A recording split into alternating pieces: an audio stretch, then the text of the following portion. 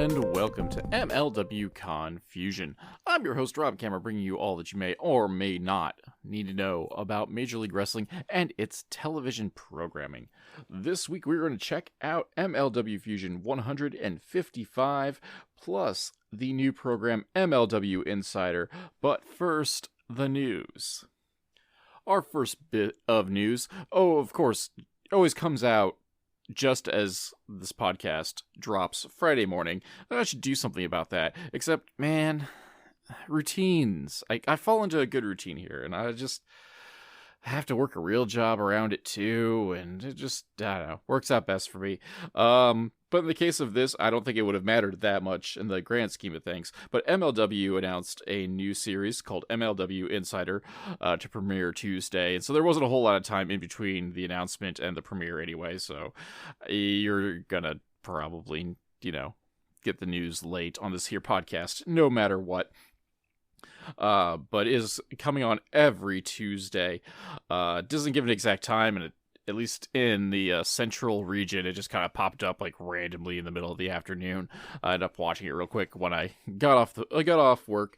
But it is this quick magazine style show hosted by Alicia Toot, kind of giving all the hot topics in MLW for the week and giving some hard hitting interviews to boot with a toot. There we go. We're just starting things off with weird dad jokes and just trailing off into nonsense because wrestling? ? Oh, well. Anyway, never mind that. We'll talk more about Insider here in a moment because it's programming, so we're just going to include it in the review as well. But we still have other news to take care of in the meanwhile. First of which, it looks like young William, Billy Starks, is going to make her MLW debut January 7th at Blood and Thunder. She's been making waves in the independent scene. It looks to be a very solid addition to the featherweight division. Looking forward to seeing her do well. She's thrown around the ring. She has the nickname Space Jesus, which immediately kind of intrigued Cesar Duran. He has a very special debut match for her, so we'll see what that means exactly, but she will be making her debut at Blood and Thunder January 7th at the ECW Arena, the 2300 Arena in Philadelphia, Pennsylvania.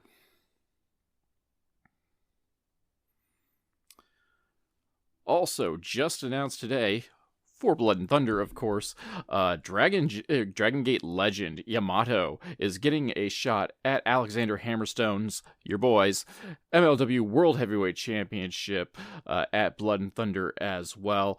Yamato has been around the world many times over.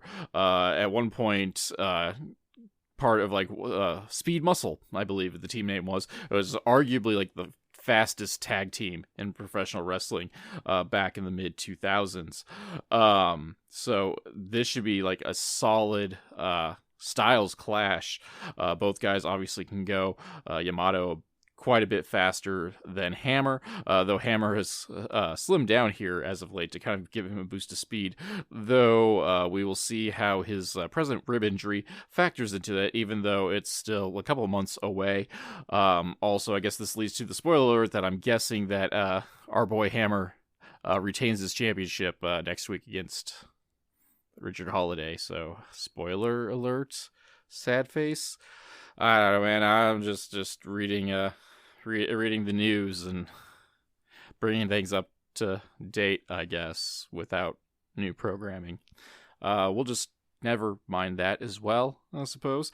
And another big signing coming our way, will be touched on here in a bit, is that the Billington Bulldogs have officially signed to MLW, and they will be taking part in the Blood and Thunder tapings as well. They've been wrestling for a handful of years and just made their debut for MLW at the last set of tapings, and through the insider reports have noted that they have impressed a lot of the backstage folk in MLW, so getting a contract is not terribly a big stretch of the imagination, per se. I have not seen their match yet, and I'm not really familiar with their work outside of just they're the boys of the Dynamite Kid, and they have a tag team, and they've been hanging out with their cousin Davey Boy Smith Jr. So we will, I guess, get to see more of them here in the future, most notably at Blood and Thunder. All right, as I said at the top of the program, a new program debuted for MLW Insider, hosted by Alicia Toot. She's going to cover the news of the week, so we're just going to rehash some things very quickly as she gives her introduction. Does put over that the Ability Bulldogs have been signed to MLW, and also puts over the recent debut of La Estrella. Estrella, not Australia, Estrella. There we go. My Spanish is a little wonky when I talk entirely too fast. So she puts over those big debuts upcoming.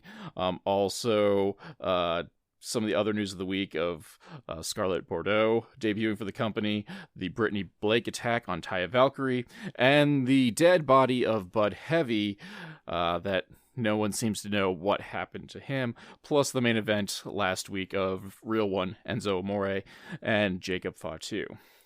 However, the big thing to come out of this here Insider interview, well, Insider program, is the interview with MLW owner Court Bauer. He really plugs the signings and big debuts MLW's had coming up. So looking at Shun Skywalker, La Estrella, Killer Kross, Scarlett Bordeaux, etc. Puts over the new relationship with Pro Wrestling Television, and any time that you can get new eyes on the product via a bigger platform to put your entertainment, your sport, your insert whatever metaphor you want to throw in there. But anytime you can get on a new platform and bring even more eyes to the product, it is a good thing. So he's really excited about how Pro Wrestling Television works, though he is musing a return to cable TV because MLW used to have like a big show at least monthly, sometimes every handful of months, as a big kind of like TV event. And they did something similar in the YouTube era, where they'd have a live show every couple of months, like Battle Riot would be one of them, etc. But it looks like he's eyeing a return to cable. And I know at one point or another, MLW did have partnership with Vice TV and were showing episodes of Fusion, but that deal quickly kind of fell south amid rumors of WWE tampering, which I imagine, like, once the lawyers get done stalling, we'll hear more about that here in the future. Court also brings us an update on the toys. Months ago, we brought out that MLW signed a deal to start producing action figures. They're looking to have those rolling out in the first quarter of 2023, so early next year. But action figures is not all. They're also looking to do belts, which I'm hoping they're going to do like full-size replica belts as well. But belts, rings, all that sort of good stuff. And in addition to the toys, looking to cross over with other promotions, which, I mean, obviously he's already doing with the deals with AAA Wrestling, The Crash, and Dragon Gate as well. And then lastly, puts over Thanksgiving Fusion next week on Pro Wrestling TV. That'll be headlined by a Falls Count Anywhere match with Alexander Hammerstone taking on Richard Holiday, the big rematch, part of the Clout couple who is conducting this here interview. Alicia does try to get Court to admit who is the most dynastic wrestler in MLW, but Court, true to his nature, remains neutral and won't really kind of give the rub to anyone. So MLW Insider is a fun little show. I mean, it's interesting. I like to see what's going on with the interview aspect here going forward. Because, I mean, it's a new venue for the interview queen, Alicia, to apply her trade and, get back into the interviewing segment that she's kind of lost out on MLW programming and or Fusion. So it's interesting. And especially seeing Court involved on screen as well was always kind of fun to see. All right, we are going to take a brief pause before we get into Fusion. Let's get a drink. Let's start a podcast, get some workout supplements or other things that I don't actively buy, but they're willing to pay me to shill them, so I do it. I'll catch you all in 1 minute. Now, I know as you're listening to this podcast, you're thinking to yourself, well, gee, they'll let Rob have a podcast. They'll just let anyone have a podcast. And thanks to Anchor by Spotify, you can too. With Anchor, you can record and edit podcasts right from your phone or computer if you got yourself a fancy setup like I don't. So no matter what your setup's like, you can start creating right now. Once you upload your podcast, Anchor will then distribute it to the most popular listening platforms, including Spotify, Stitcher, and pretty much anything out there. And with Anchor, creators have the opportunity to earn money in a variety of ways, including ads, sponsorships, and subscriptions. And best of all, Anchor is free. If you're like me, sometimes you need a pick-me-up to get you through the day. I drink Ray's Energy for that pickup. Ray's comes in a bunch of different flavors, and more recently Italian Ice, which is great, by the way. And it contains no sugar, so there's no crash after you drink it. And really, best of all, if you go through me and go to wetrepsports.com, use my code CASS, you get 15% off your order. So, also, be like Cass, drink Ray's Energy.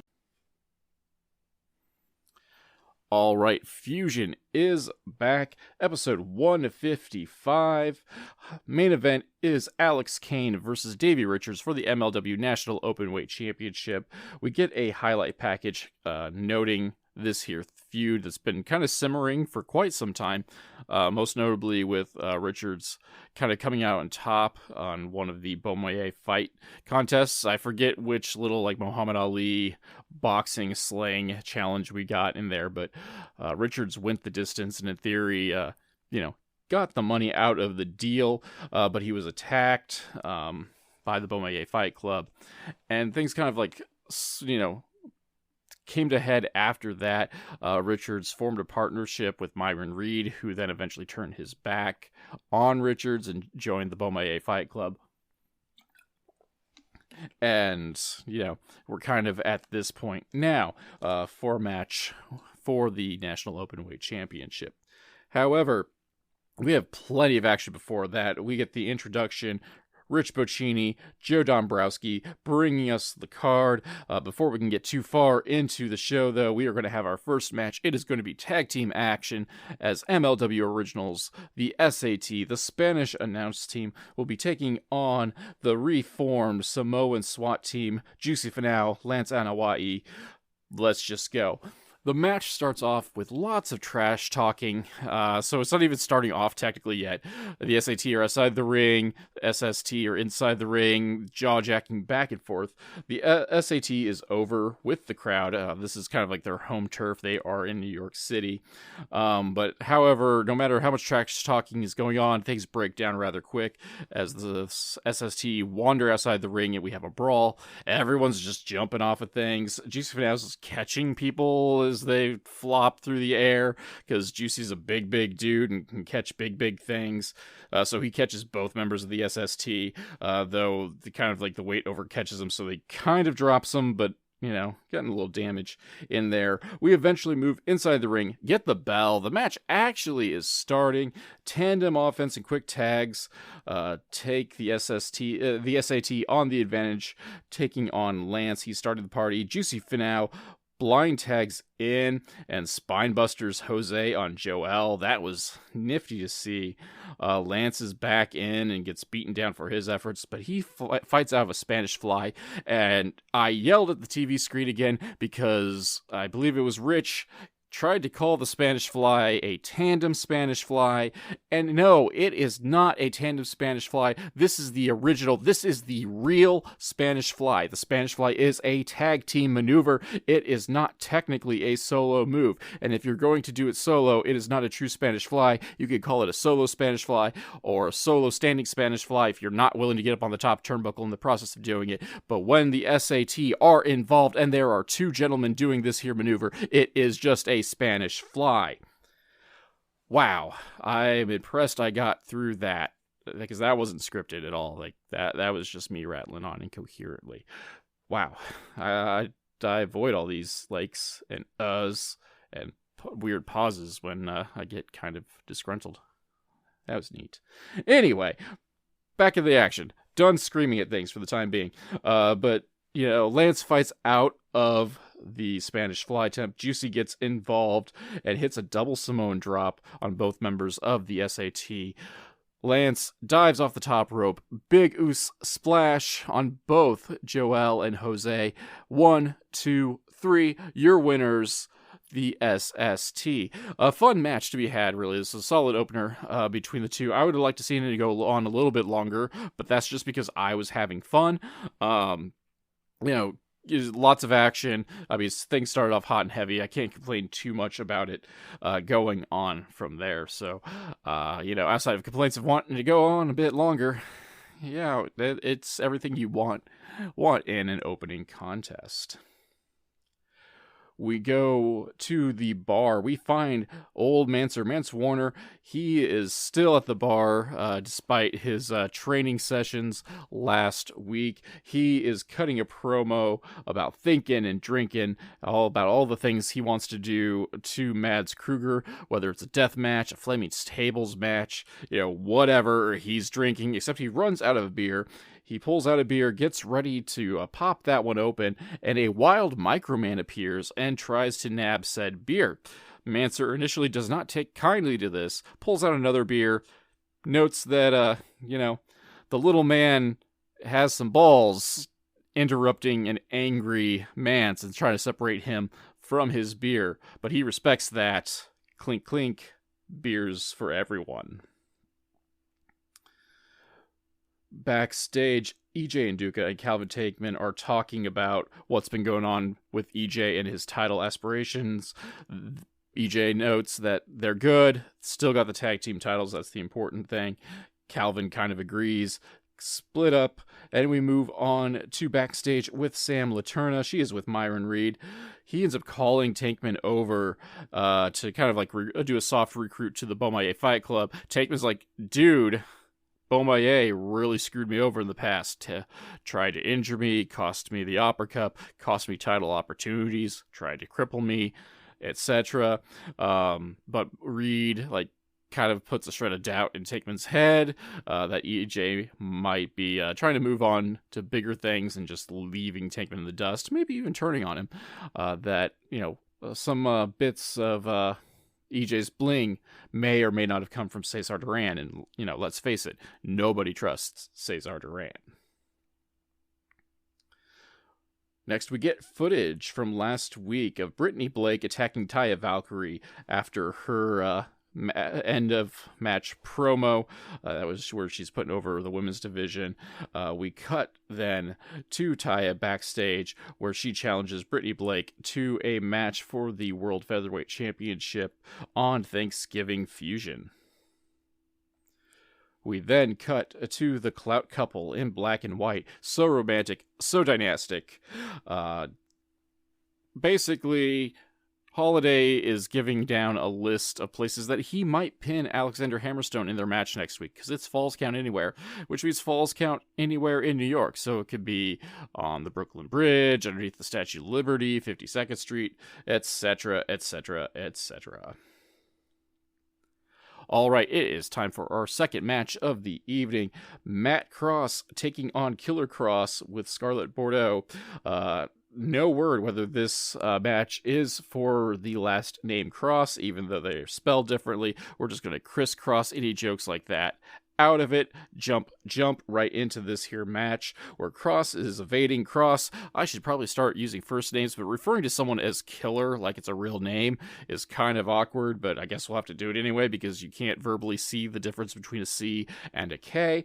Whatever.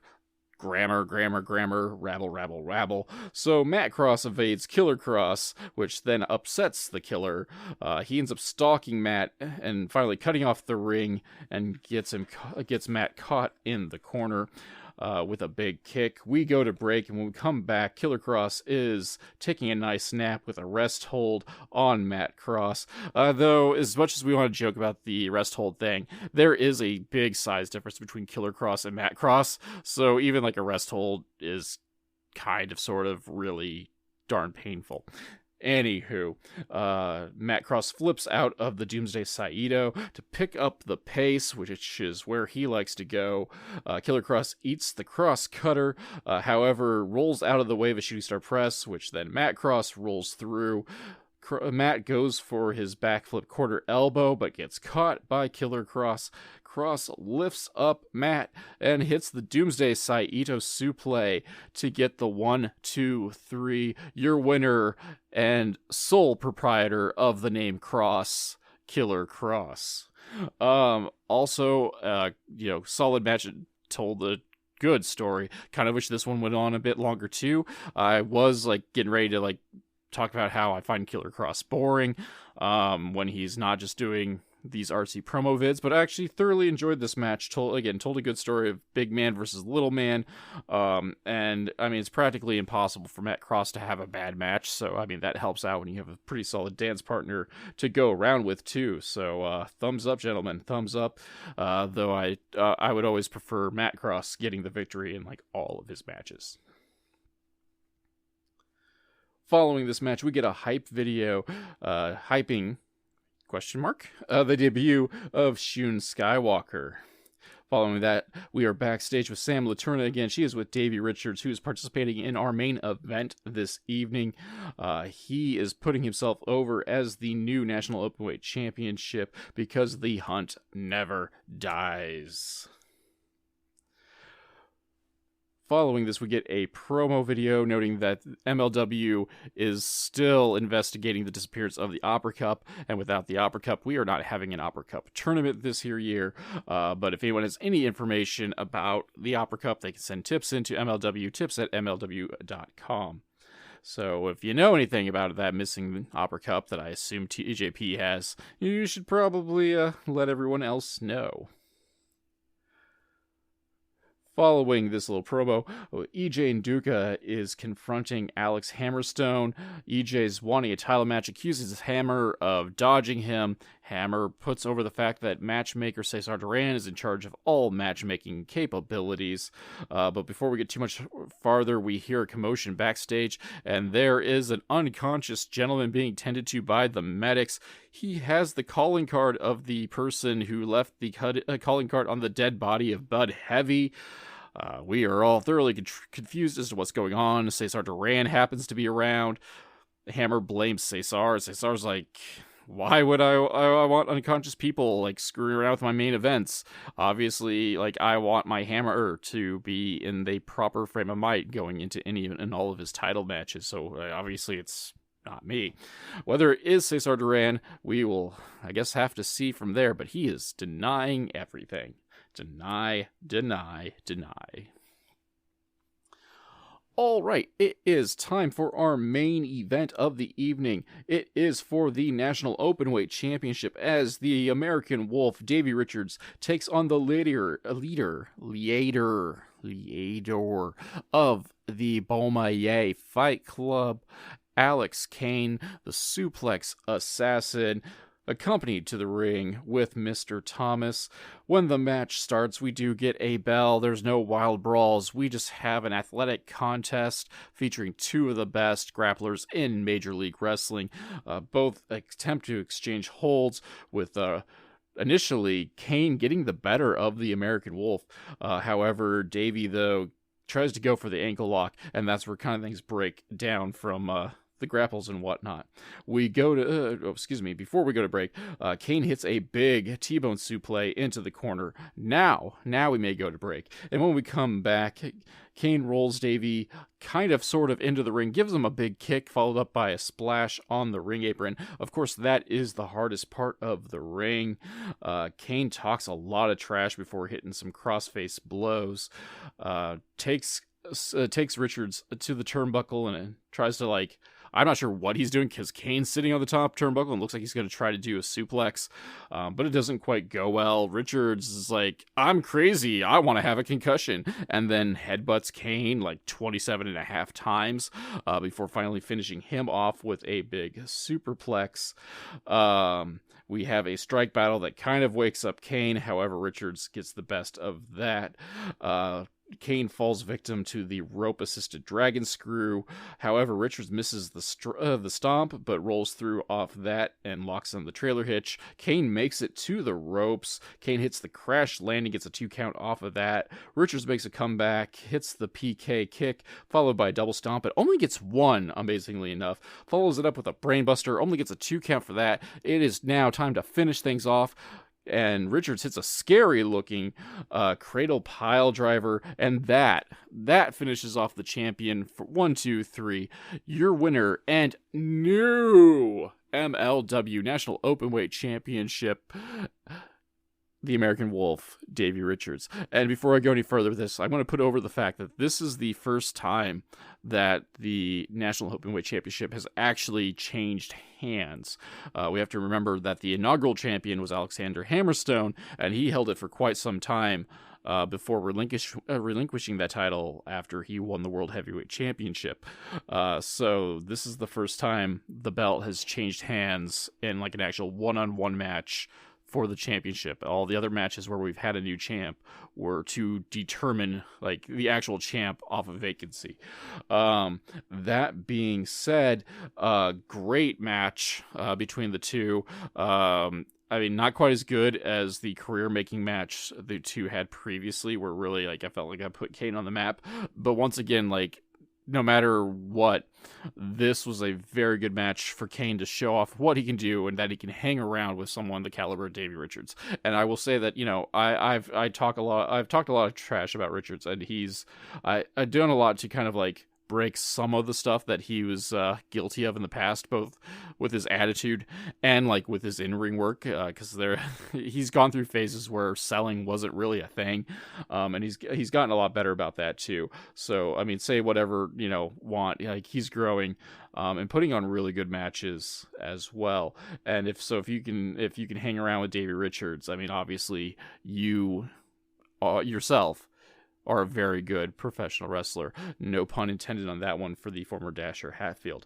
That being said, again, great match, fun main event. First time the National Openweight Championship has changed hands proper.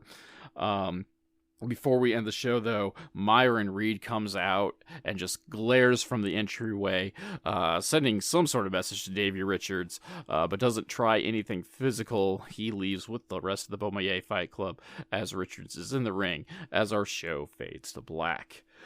So the match is over. The show is over. Compared to last week, especially, like a really good show to follow up on. I kind of wish that this, action-wise, was kind of the season premiere. But alas, that was not to happen, but we followed up rightly with episode 155. So much fun to be had. I definitely recommend checking out this episode as we are moving along storylines, planting the seeds for new storylines, and of course having some solid wrestling in the mix as well. Next week is going to be a big show. It's the Thanksgiving edition of Fusion. Looks to have 2 big title matches that I'm aware of, and for all I know, they'll add a third one in before after this show here drops. Though, a quick word of the warning, because it's Thanksgiving, I got a lot of stuff to do Thanksgiving, so next week's episode will be a bit delayed. Still going to have it, of course. It's just not going to drop at the normal time, bright and early Friday morning. But if you don't really listen to the show when it drops, I guess it's probably not going to matter too terribly much to you. Though, if you're not listening to it when it drops, like, what are you doing, man? Totally listen to it while it drops. And while you're listening to it when it drops, you should get your friends to listen to it too, and your neighbors and your enemies, so everyone can listen to it when it drops. But don't worry about that next week. Just tell your friends, neighbors, and enemies to listen to it at some point or another, because it's going to be a bit late. That being said, that's the end of this here show. It's been fun. Hope you all enjoyed it. I appreciate every listen that I happen to get. And the meanwhile, the next week, I'm just going to gorge myself on the news and gorge myself on some turkey. And, if I don't, explode, maybe I'll see and talk to you guys later then, huh? Yeah? See you next week. MLW Con-Fusion is a weekly podcast that is written and performed by Rob Kammer and hosted at Anchor FM. The background music for this section is Ruined My Day, performed by Alan Schroeder. If you enjoyed this podcast and would like to support, please like, subscribe, and tell your friends, family, and enemies. Leaving a review would also be helpful. Word-of-mouth advertisement, of course, is very important for us small podcasts. For my social media links, they can be found in the description below, but the Twitter and Instagram are both at The Nova of Cass, TheNovaofCass, and Facebook is at MLW Con-Fusion. If you'd like to support monetarily and help upgrade my equipment, please check out my virtual tip jar at www.ko-fi.com/Casanova. That is CASSONOVA. If you'd prefer more bang for your buck, go to patreon.com/Casanova, where for as little as $1, backers get access to the podcast early and without those pesky ads, plus other exclusive content. So head up the crew and join Maverick45, Alan Schroeder, and Keith Wynn, and check it out. You can also find t-shirts at whatamaneuver.net/collections/The Con-Fusion Podcast. There's hyphens in between the Con-Fusion Podcast, of course. And for other business inquiries such as ads and sponsorships, please email me at rzkamer, Kamer, @comcast.net. Thank you all for listening.